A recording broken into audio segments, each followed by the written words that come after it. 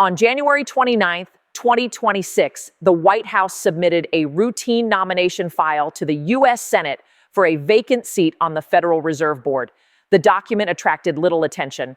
There was no press conference, no emergency briefing, no statement from markets. But attached to that filing was a short legal clarification, unsigned, technical, and easy to overlook. In it, the administration under Donald Trump asserted that statutory independence does not necessarily restrict the president's constitutional authority to remove executive officers, including senior officials inside independent regulatory institutions. That same day, markets barely reacted. The S&P 500 closed modestly higher. Treasury yields moved within a narrow range. Federal Reserve policy remained unchanged. Jerome Powell made no public comment. To most observers, it looked like bureaucratic noise, legal housekeeping with no immediate consequences. But for a small group of institutional investors, central bank lawyers, and foreign reserve managers, something unusual had happened. A boundary that had rarely been spoken aloud was suddenly written down. Nothing broke, nothing moved. And that is precisely why the moment passed unnoticed. At first glance, this looked like a story about legal theory, about executive authority, statutory language, and constitutional interpretation. That framing misses the point. This is not primarily about whether Donald Trump can remove Jerome Powell. It is not about an imminent confrontation between the White House and the Federal Reserve. And it is not about interest rates today. It is about what happens when an assumption that once felt structural begins to feel conditional. Modern financial systems do not operate on constant enforcement. They operate on shared expectations. The independence of the Federal Reserve matters less because it is exercised every day, and more because it is assumed to exist even when it is not tested. The moment that assumption becomes debatable, even theoretically, behavior starts to adjust. Not dramatically, quietly. Investors begin shortening horizons. Corporations delay long-term commitments. Foreign governments rerun scenarios they have not needed to revisit in decades. None of these actors are protesting. None are panicking. They are simply adapting to uncertainty. Crucially, the Federal Reserve itself does not need to change its behavior for this adjustment to occur. The institution can remain fully operational, data-driven, and disciplined, while the environment around it slowly recalibrates. This is the perception break. Nothing changes in policy, yet something changes in how permanence is understood. This phenomenon can be described as the credibility drift. Credibility drift is not the loss of institutional independence. It is the gradual reclassification of independence from a fixed constraint into a variable, from something assumed into something contingent. In this frame, the Federal Reserve does not fail. It continues to function. Rates are set, mandates are cited, press conferences proceed as usual. But markets begin to price not just economic data, but political context into long-term expectations. This is not a crisis model. It is a slow repricing model. When credibility drifts, risk does not concentrate. It diffuses. Borrowing costs rise slightly at the margin. Volatility responds more to political signals than before. Long-duration investments demand a higher premium, not because disaster is expected, but because certainty is no longer free. The metaphor is simple. The bridge still holds, but heavy trucks reduce speed. Importantly, this dynamic does not require explicit interference from Donald Trump, nor does it imply weakness on the part of Jerome Powell or the Federal Reserve. It emerges from signaling alone. Once the boundary of removal authority is publicly questioned, restraint becomes something that must be continuously demonstrated rather than quietly trusted. Over time, credibility drift feeds into a feedback loop. Political pressure increases as economic outcomes become more sensitive. Economic uncertainty rises as political signaling intensifies. Each step is rational on its own. Together, they create a system that is harder to stabilize because no single moment feels large enough to demand correction. This is why the issue is often misunderstood. Observers look for a dramatic break that never comes, but the real shift happens elsewhere, in expectations, timelines, and assumptions that once made the system feel automatic. Nothing collapses, but something fundamental begins to move. To understand why credibility drift matters, It helps to look beneath speeches, headlines, and policy announcements into the quiet architecture that allows the U.S. financial system to function with relatively little friction. The Federal Reserve does not control the economy by force. It coordinates expectations. Interest rates matter not only because of where they are set, but because households, banks, and governments assume that those rates are determined by a process insulated from immediate political needs. This assumption is not enforced daily, it is embedded. That embedding is visible in places most people never look. Start with Treasury markets. The United States finances itself, not just because it is large or powerful, but because global investors assume continuity. When pension funds in Europe, sovereign wealth funds in Asia, or central banks in the Middle East buy U.S. treasuries, they are not making a daily judgment about American politics. They are relying on a belief that the rules governing monetary stability are not subject to short-term leverage. This is where credibility drift operates quietly. A legal clarification asserting expanded presidential removal authority under Donald Trump or any president does not change a single auction. But it introduces a question into long-duration modeling. What happens if restraint becomes discretionary rather than structural? That question does not trigger selling, it triggers adjustment. Portfolio managers shorten maturities, risk officers widen buffers, reserve managers diversify incrementally, not out of fear but out of prudence. Each decision is small. Collectively, they alter the texture of demand. The Federal Reserve under Jerome Powell continues to communicate carefully, emphasizing data dependence, mandate clarity, and institutional continuity. Yet communication itself begins to carry more weight. Silence is parsed, tone is analyzed, timing becomes signal. This is not because Powell is weaker, it is because the surrounding assumptions have shifted. Inside the U.S. government, the structure becomes more complex. The Fed is independent by statute, but it exists within an executive environment that controls appointments, budget signaling, and public narrative. The Treasury Department sits at the intersection, issuing debt, managing cash balances, and coordinating with the Fed while remaining directly accountable to the president. When removal authority is openly debated, even hypothetically, coordination becomes more sensitive. Decisions that once felt routine now carry interpretive risk. Was a rate pause economic or political? Was a delay procedural or strategic? The answers matter less than the fact that they are now asked. This questioning extends beyond Washington. Allies watching from abroad are not judging personalities. They are evaluating reliability. For decades, the United States benefited from an unusual advantage. Even when administrations changed, core monetary assumptions did not. That allowed allies to plan defense spending, trade exposure, and currency reserves with confidence that U.S. macro policy would remain institutionally buffered. Credibility drift complicates that calculus. It does not force immediate change, but it introduces optionality. Allies begin to consider alternatives not because they prefer them, but because contingency planning becomes rational.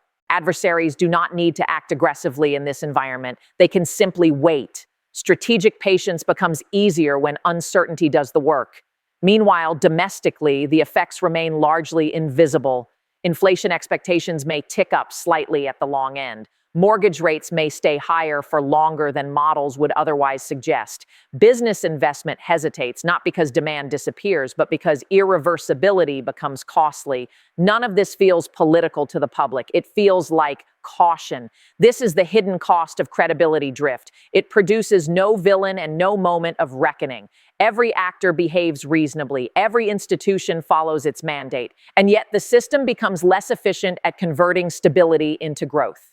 The most important feature of this invisible structure is that it is self-reinforcing. As uncertainty rises, political pressure increases. As political pressure increases, signaling intensifies. As signaling intensifies, uncertainty deepens. Breaking that loop requires something rare, not action but constraint. A reassertion, legal, political, or normative, that certain boundaries are not tactical tools. Absent that, credibility drift does not explode. It settles in.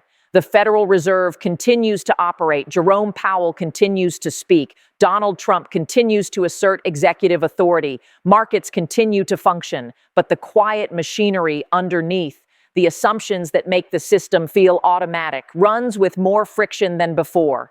And in complex systems, friction is never neutral. Escalation, in this case, does not begin with confrontation. It begins with interpretation. In the first phase, nothing formally changes. Interest rates are set according to data.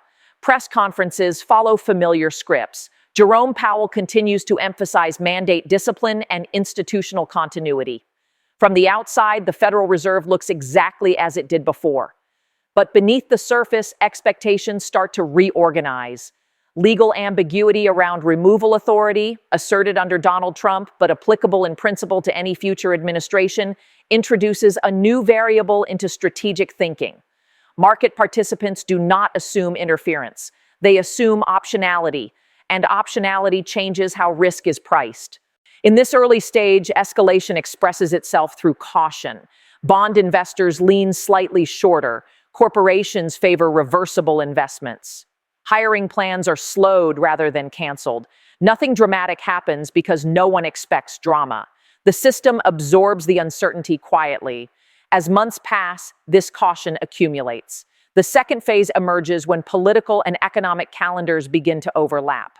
Inflation data, employment numbers, and rate decisions now sit closer to election cycles, budget negotiations, and public rhetoric.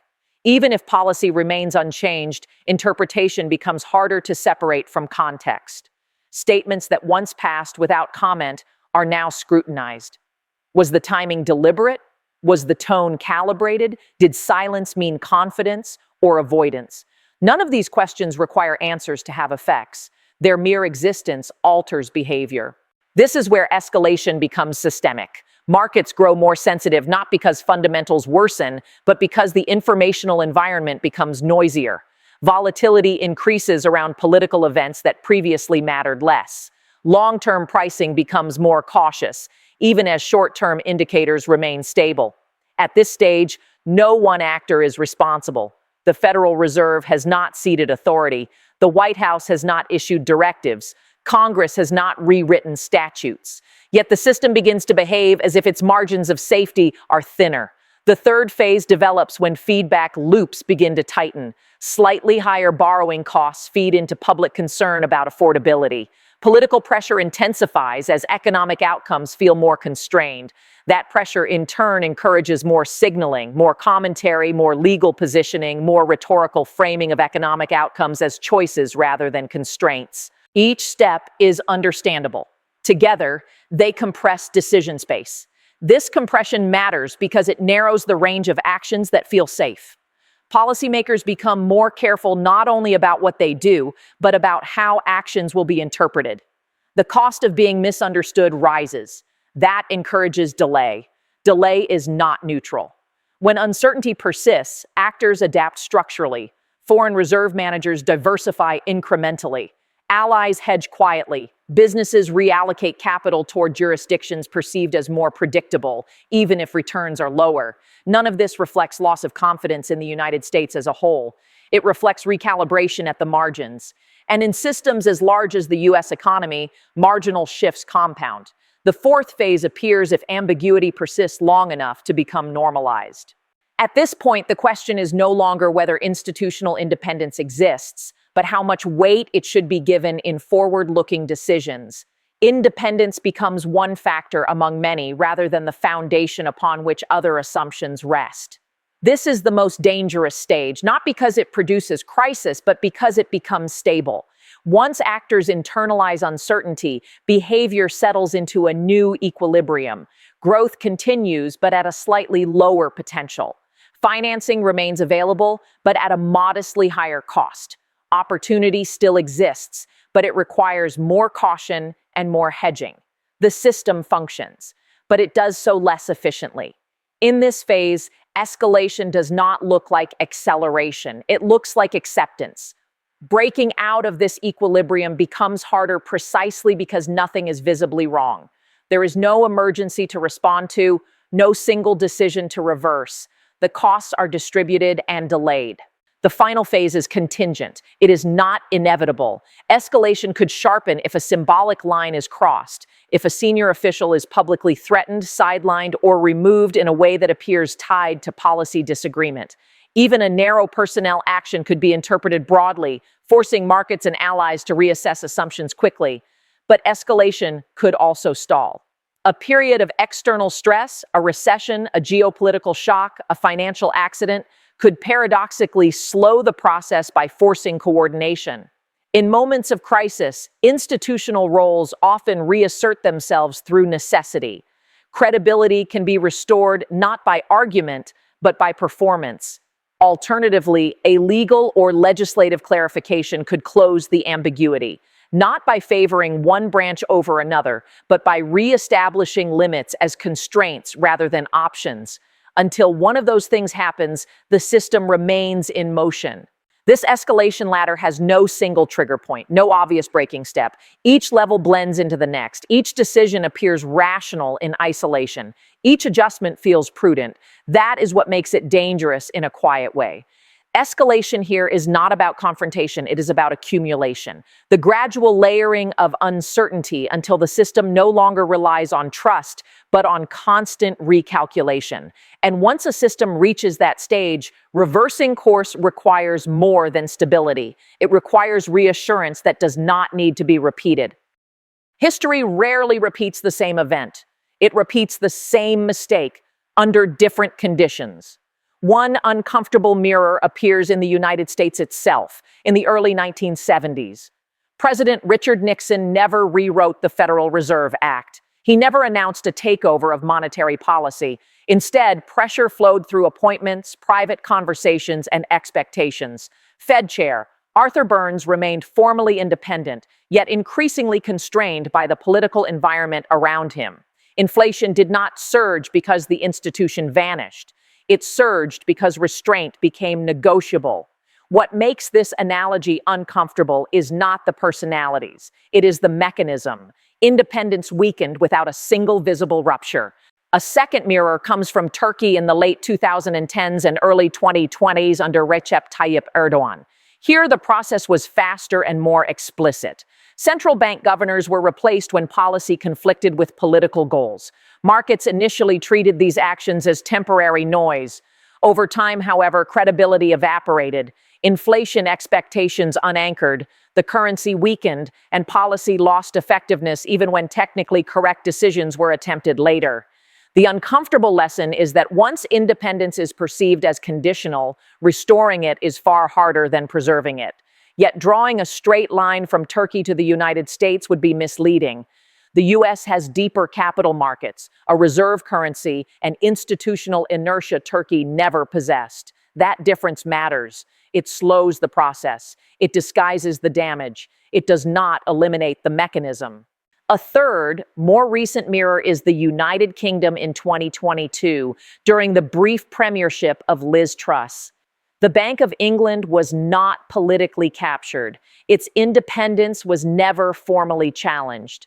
And yet, a sudden loss of confidence in fiscal and institutional coordination triggered a violent market reaction. Gilt yields spiked, pension funds destabilized, and emergency intervention became necessary. What made this episode uncomfortable was its speed. Credibility, once questioned, unraveled faster than policymakers expected.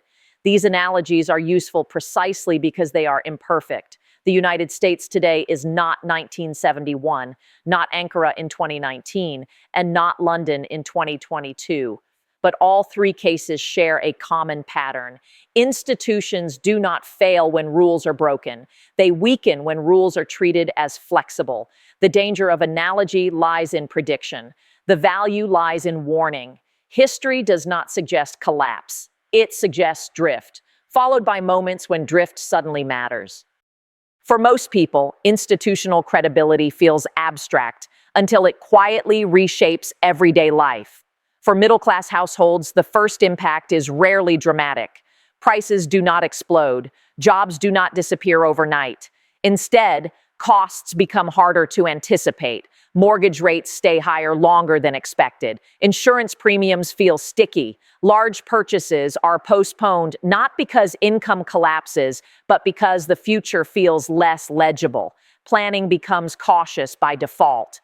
For workers, especially those in the middle of their careers, uncertainty translates into slower momentum. Companies respond to unclear conditions by delaying expansion, freezing hiring, or offering fewer paths upward. Layoffs are rare. Opportunity loss is common. Careers flatten quietly. Retirees experience this differently. Their exposure is not to volatility, but to erosion. Fixed incomes lose purchasing power when inflation becomes harder to anchor. Bond portfolios face reinvestment risk. What once felt like stable ground becomes something that must be constantly monitored. Time for retirees is the least flexible variable. Small business owners sit at the intersection of all these pressures. Credit tightens slightly. Input costs fluctuate unpredictably. Demand softens not because customers vanish, but because customers hesitate. For many owners, the business itself is the retirement plan. When uncertainty rises, that plan becomes less reliable without ever formally failing. For younger people, future workers under 30, the impact is the most delayed and the most consequential. Entry-level hiring slows. Housing affordability moves further out of reach. Long-term investing starts later, weakening compounding. The loss here is not income today, but trajectory tomorrow. What ties all of these groups together is not fear, it is caution. When institutions feel stable, people take risks, start businesses, buy homes, invest in skills. When institutions feel conditional, even if nothing breaks, people wait. And waiting over time reshapes an economy. Nothing in this story ends with a collapse. The Federal Reserve continues to meet. Interest rates are set, markets open each morning. The dollar remains dominant. On the surface, the system works, and that is what makes this moment difficult to name. The danger is not that rules disappear, it is that they stop being assumed. When independence becomes something that must be defended rather than taken for granted, every actor adjusts. Policymakers speak more carefully, markets hedge more aggressively, allies plan more contingently, households grow more conservative. None of this looks irrational. All of it feels prudent. But prudence, when universal, carries a cost. Over time, the economy becomes less adventurous. Capital seeks safety over innovation. Politics becomes more reactive. Institutions spend more energy signaling stability than generating it. Growth continues, but with less confidence and less lift. The uncomfortable question is not whether the system will break. It is whether it will quietly accept a lower ceiling. History suggests that credibility is easiest to preserve when it is invisible and hardest to restore once it becomes contested. Legal authority can be clarified, personnel can be changed, but trust, once recalculated, does not automatically return. And so the uncertainty remains unresolved. Will restraint be treated as a permanent boundary or as a strategic choice? Will independence remain structural or merely situational? Will future stability rely on institutions themselves or on the personalities currently inhabiting them? These are not questions that demand immediate answers. That, too, is the risk. Because when rules change slowly, people often notice only after their decisions have already adapted. If you want to understand what is coming before it becomes obvious, this is where the story really begins.